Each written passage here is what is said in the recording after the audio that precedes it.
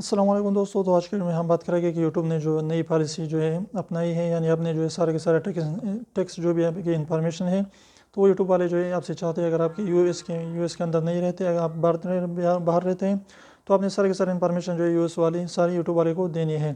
तो इसमें जो है सारे के सारे इन्फॉर्मेशन जो बहुत आसान है, कोई भी फिल कर सकता है। लेकिन एक बात वहाँ पर आ जाती है कि फॉरेन जो है TIN नंबर यानी ये आपसे पूछते हैं, तो वहाँ पर लोग सोचते हैं कि यहाँ पर जो है हमने क्या लिखना है।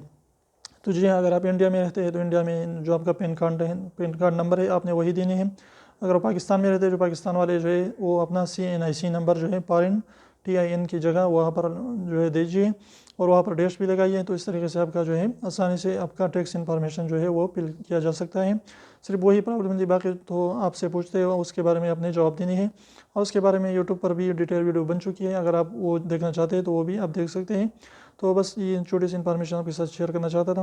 उम्मीद करो छोटी सी वीडियो वीडियो पसंद है तो प्लीज़ वीडियो को लाइक कर दीजिए, चैनल को सब्सक्राइब करना ना भूलें और सब्सक्राइब को जरूर दबाए, बिल्कुल पर एक भी इसका पैसा नहीं लगता। तो अभी से निकाल लीजिए, उसको प्रेस कर लीजिए।